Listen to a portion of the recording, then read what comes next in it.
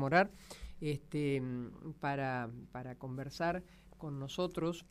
Miren, un dirigente que se viene destacando y mucho, viene creciendo mucho. Es Esteban Paulón, él es diputado nacional del socialismo y, bueno, además lo vienen cascoteando mucho por defender su derecho a vivir su vida sexual como la siente. ¿Desde dónde? ¿Desde cuándo? Tiene que ser, una vez más, Argentina había superado todas estas cosas, de las discriminaciones y toda esa fantasía morbosa que me da la sensación tiene un sector político que de alguna manera representa el presidente. Hola Esteban, buen día, ¿cómo estás? ¿Qué tal, María Herminia? ¿Cómo estás? Buen día. Bien, bien, bien. Un gusto en saludarte. Igualmente. A ver, espérame que voy a ¿Me escuchas? subir un poquito el que no te estoy recepcionando bien. ¿Ahí me escuchás bien? Ahí, perfecto, perfecto. Ah, perfecto. Bueno, gracias, gracias por atendernos. No, por favor. Primero te quiero consultar a propósito, vos llegaste al aire cuando yo estaba hablando del Sí, discurso, sí, y de la posibilidad del veto que están juntando en los gobernadores que, bueno, me parece que salvo su cuestión de caja, el resto yo no sé hasta dónde están comprometidos. ¿Cómo estás viendo vos dentro del Congreso esto? La verdad que bastante preocupados porque uno no termina de comprender si los gobernadores dimensionan que, por ejemplo, los jubilados y jubiladas son ciudadanos de sus provincias, que reciben un ingreso, que consumen en la provincia, que compran medicamentos, que pagan alquileres, que acceden a determinadas cuestiones, o si no terminan de dimensionar que los investigadores de los centros científicos y los docentes de las universidades y los propios pibes y pibas que van a la universidad son habitantes y ciudadanos también de su provincia. Hay como una desafección de que lo nacional no me toca, pero lo nacional sucede en la provincia, sucede en el territorio. Ujú. Entonces es muy contradictorio, ¿no? Tratar de entender por qué terminan acompañando determinadas medidas. Yo no digo que hay que estar todo el tiempo de la vereda enfrente, y obviamente que también hay temas de acuerdos y gobernabilidad que son comprensibles, pero en algún sentido también mejores universidades, más centros de investigación. Mira, me agarraste justo a María Herminia recorriendo el INTI, Ah, que es mira, sí, sí, que es una de conozco. las Sí, instituciones que está sí. acá en Migueletes. Mm. Y la verdad es que lo que se produce acá, el conocimiento, el valor que se agrega, genera riqueza y genera insumo para industrias que en nuestra provincia son muchos. De hecho, me comentaban recién que están haciéndole la certificación de resistencia de materiales y algunas otras cuestiones a una conocida empresa que hace juegos para plazas, Mira, y que es rosarina y que es un orgullo para la ciudad. mira, Entonces decís, podés decirlo el nombre, sí, no tengo historia en eso. crucijuegos, Ah, crucijuegos. pros y juegos. Digo, es para decir, bueno, acá tendríamos que estar todos defendiendo esto. Lo Claro. mismo pasa con el INTA, ¿no?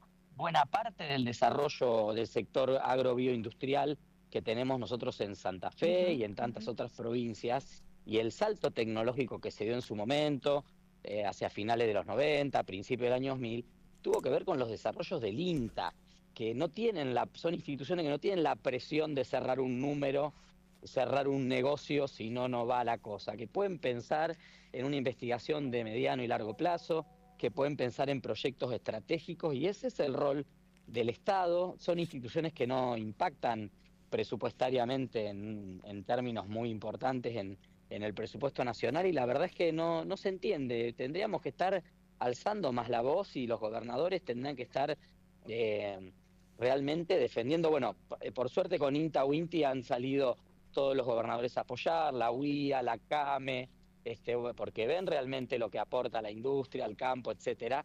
Pero estos son temas que es importante que ahora todos estos apoyos se transformen en ir a votar el Congreso, como esperamos la semana que viene, el rechazo a los decretos Ujú, delegados que intentan llevarse puestos a estas instituciones tan importantes, ¿no? ujú. Creo que lo mismo pasa con universidades, con jubilados. Hay que lograr entender la dimensión de lo local, ¿no? Decir, bueno, no es una superestructura la universidad. La Claro. vida universitaria sucede en los territorios. La investigación, la ciencia y la tecnología suceden en los territorios.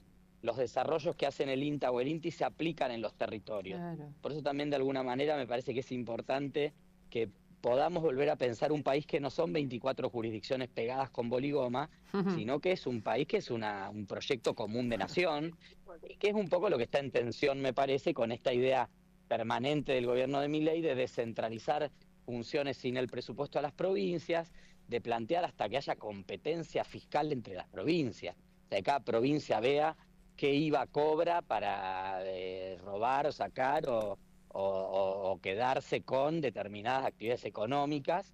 Creo que ahí hay un principio de una cuestión de descomposición del sentido de nación, que me parece que es lo más grave de lo que está pasando con este proceso que lleva adelante el gobierno y que es lo que tenemos que tratar de recuperar.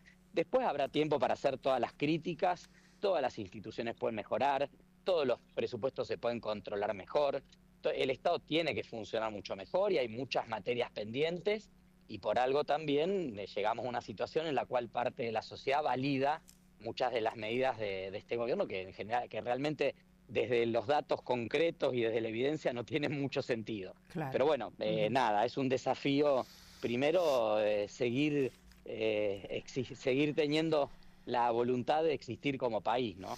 Exacto, exacto. Eso es un gran desafío.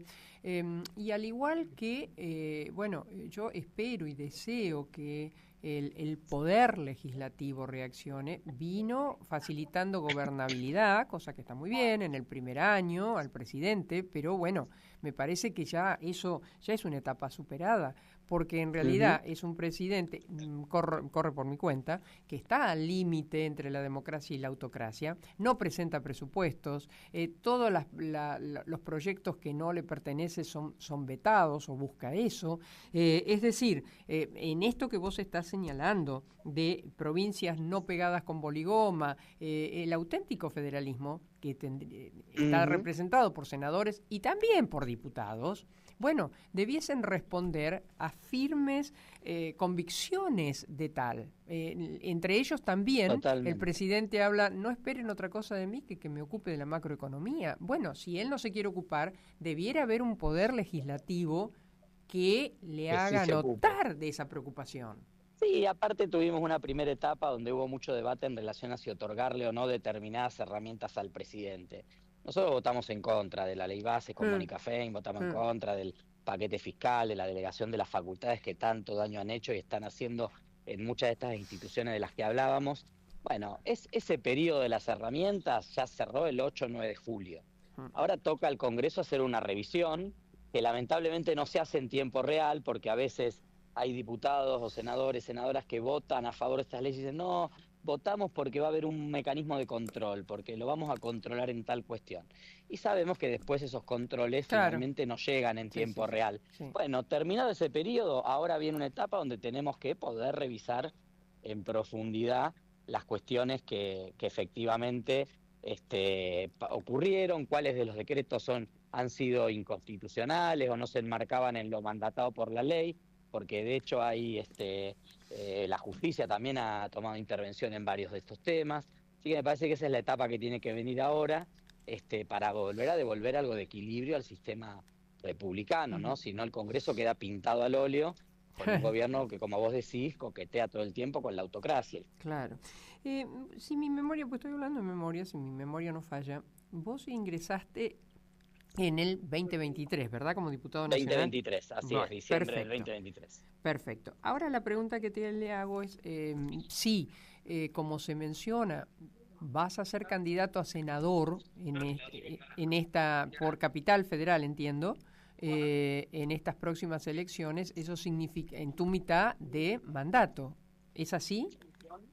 Mira, yo obviamente tengo una militancia hace muchos años en la Ciudad de Buenos Aires, como presidente de la Federación LGBT y como referente de distintas organizaciones sociales, además de lo partidario obviamente, y de un tiempo a esta parte un grupo de personalidades de la cultura, de la ciencia, del deporte, de un montón de ámbitos se han ido reuniendo, que me han invitado a participar, a ser parte de lo que llamamos el movimiento ciudadano.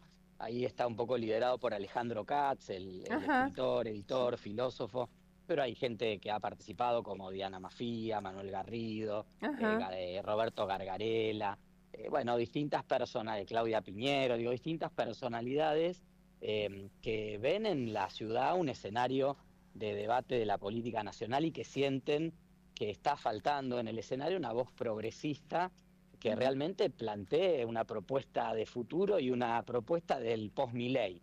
Vemos mucho en la política, obviamente, lo que se está sufriendo con Milei y muchos otros que miran con el espejo retrovisor, ¿no? Dicen, bueno, antes estuvo bien y hay que volver a eso. Bueno, hay que pensar distinto, hay que romper moldes y hay que pensar en qué hacemos cuando Milei no esté más. Que no va a poder ser restaurar lo que hubo, sino que tenemos que pensar realmente qué hacemos mejor, cómo innovamos, cómo entramos en una lógica disruptiva también en el debate público. Y en ese sentido estamos conversándolo, hay una idea de algunos de los integrantes de este movimiento ciudadano de que por distintas características, porque represento dos valores que el presidente desprecia mucho, que son la diversidad y el socialismo, las ideas progresistas, cumpliendo los requisitos formales de la Ciudad de Buenos Aires, poder ser candidato a senador. Lo estamos conversando, no es nada cerrado. Obviamente que yo tengo 2 años más todavía como diputado, en caso de que sea electo senador por la Ciudad de Buenos Aires, desde ya que hay un compañero de nuestra lista que ocupará ese lugar, y la idea es seguir proyectando nuestras ideas en un ámbito nacional que durante mucho tiempo no nos vio y que creo que ahora es importante al que podamos volver a dar debates que son importantes no tanto en esta elección de medio término, sino que van a ser muy importantes de cara al 2027. Te hago una pregunta técnica que debieras saberla, pero no la tengo segura. Vos tenés tu afincada, digamos, sos nacido acá en Santa Fe, ¿y qué tenés? Sí. ¿Ciudadanía también?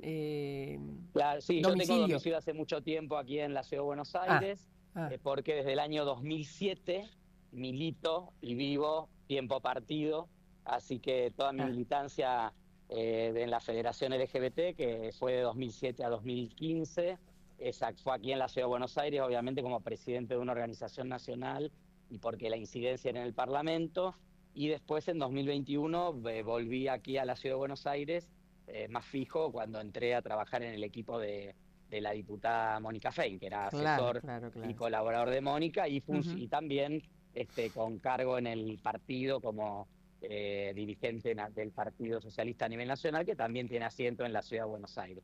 De alguna manera la Ciudad de Buenos Aires es una ciudad cosmopolita.